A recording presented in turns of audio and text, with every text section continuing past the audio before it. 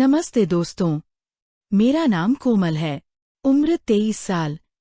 रतनपुर की इस ऐतिहासिक और पुश्तैनी हवेली की बहू हूँ।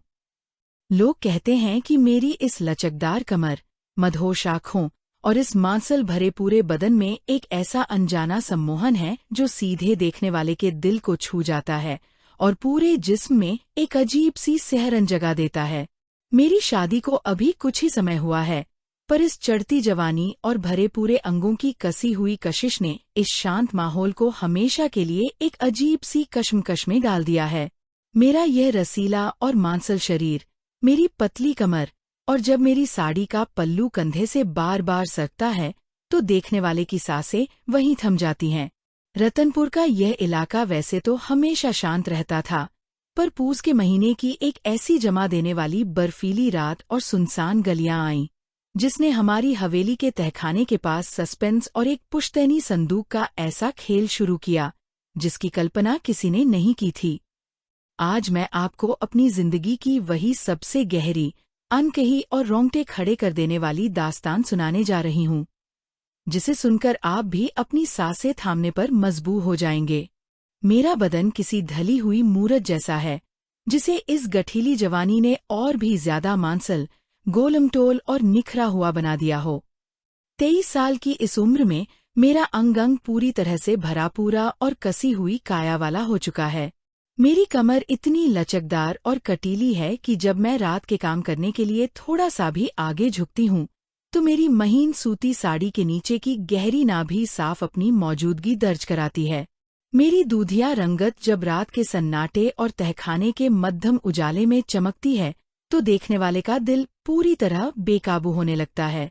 पूस की इस कड़कड़ाती ठंड के बावजूद मैंने एक गहरे सिंदूरी रंग की बेहद कसी हुई चोली पहन रखी थी, जो मेरी तनी हुई छाती और उभरे हुए अंगों को बड़ी मुश्किल से छुपा पा रही थी।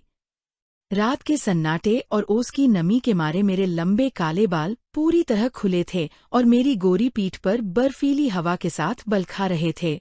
वहीं दूसरी तरफ थे मेरे रिश्ते के ससुर, शहर के सोने चांदी के बड़े व्यापारी और बेहद कड़क, रोबीले स्वभाव के मौसेरे ससुर सेठ हुकमचंद। बाजार के बड़े लेन देन और तिजोरियों के कड़े नियमों को संभालने के कारण उनका शरीर लंबा, चौड़ा, गठीला और राजसी रोब से भरा हुआ था। उनकी आंखों में हमेशा एक गहरी, तीखी और खोजी नजर रहती थी, जो जब भी मुझ पर पड़ती मेरे पूरे जिस्म में एक अजीब सी आग सुलगा देती थी।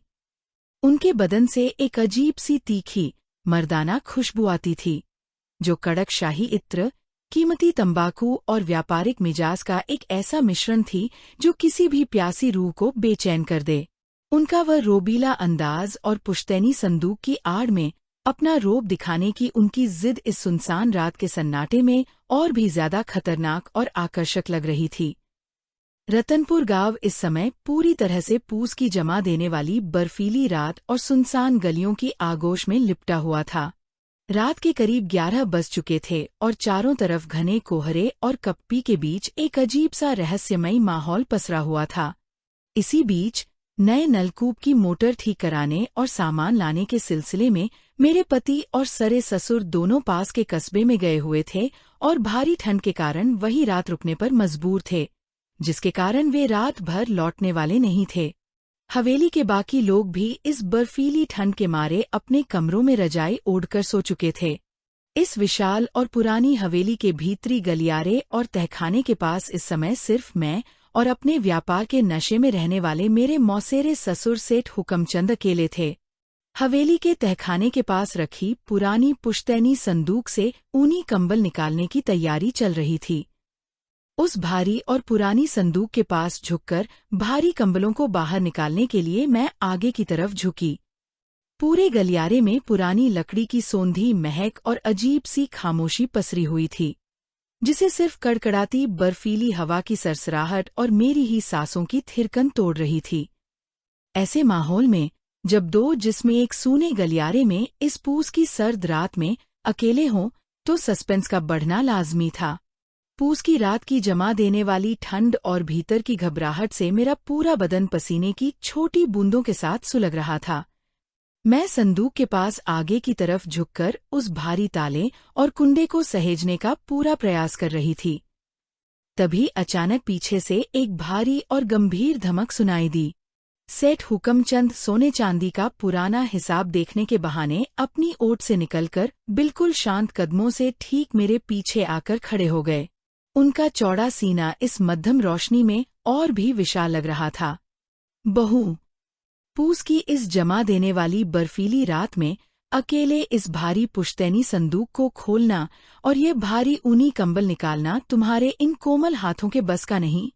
उन्होंने अपनी गहरी, कड़कती और रोबीली आवाज में पूछा, लेकिन उनकी आंखों की गंभीर नजर सीधे मेरी लचकदार कमर और आगे झुकने के कारण साड़ी के नीचे से झलकती मेरी गहरी नाभि पर टिकी थी। बस बाबूजी, मैं इसे निकाल ही रही हूँ ताकि रात की ठंड कम हो सके, मैंने अपनी कांपती आवाज में कहा और दोबारा आगे झुकी। तभी अचानक खिड़की से आए बर्फीले झोंके से सूती साड़ी का पल्लू मेरे कंधे से पूरी तरह सरक गया और घबराहट के मारे मेरी सांसें भारी हो गई। आह! मेरे मुंह से एक तीखी सिसकारी निकल गई। घबराहट और सिहरन के मारे मेरा पूरा बदन तड़प उठा। सेठ हुकमचंद ने बिना एक पल गवाए आगे बढ़कर मदद के बहाने मुझे पीछे से अपनी मजबूत पकड़ में ले लिया। उनके हाथ की पकड़ इतनी तनी हुई, चतुर और गठीली थी कि मैं चाहकर भी आगे नहीं बढ़ सकती थी। उनके इस अचानक छुअन से मेरे पूरे जिस्म में एक अनजानी बिजली दौड़ गई। उन्होंने अपनी कड़कती आवाज के साथ पीछे आकर अपने भारी हाथों का जोर सीधे मेरी कटीली कमर पर आजमाया और झटके से मुझे थाम लिया। मेरा भरा पूरा गोरा बदन उनकी कड़क काया की गर्मी के भीतर चिपक गया, जिससे मर्यादा की दहलीज कांपने लगी। कहा ध्यान रहता है आपका?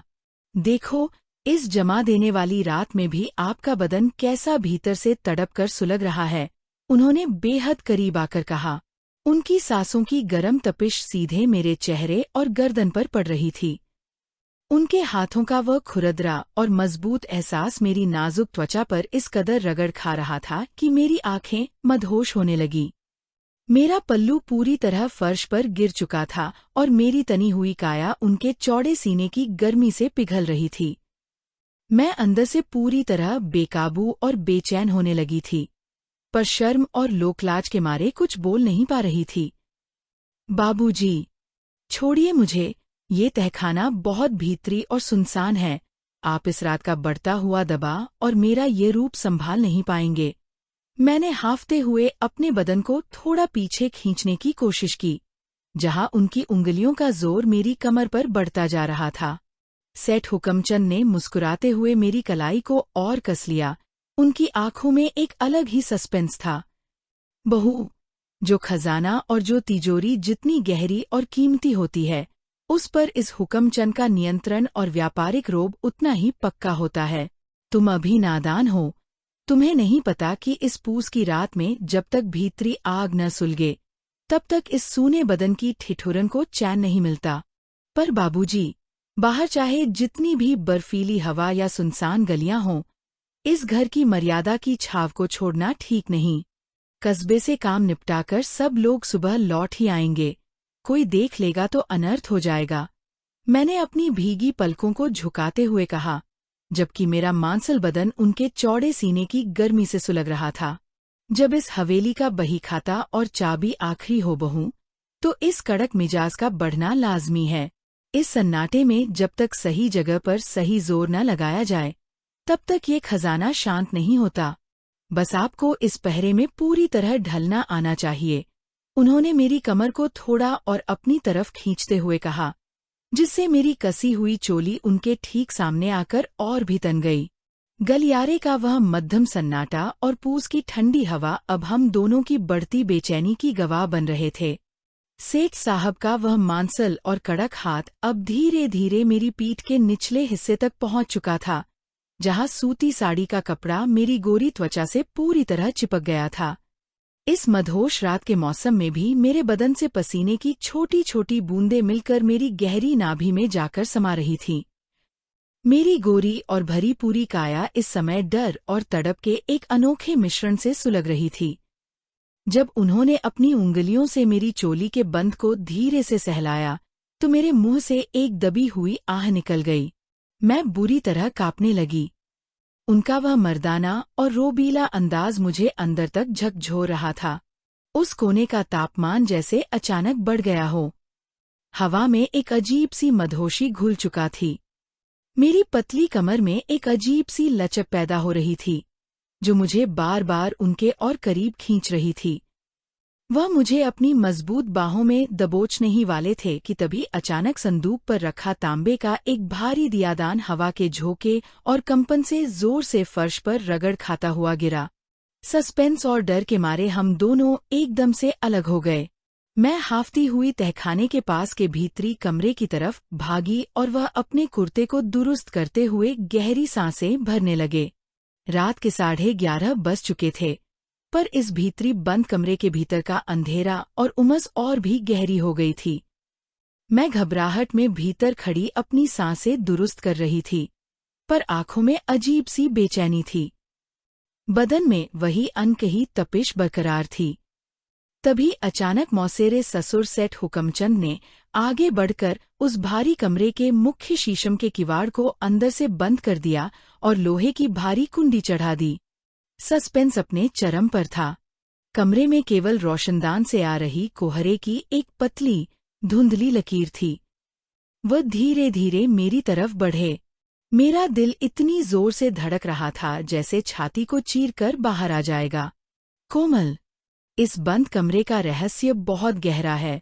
मैं अब और खुद को इस प्यास और इस पुश्तैनी अधिकार के पीछे रोक नहीं सकता, उन्होंने भारी और कड़क आवाज में कहा और सीधे मेरे करीब आकर मुझे लोहे की भारी तिजोरी के सहारे सटा दिया।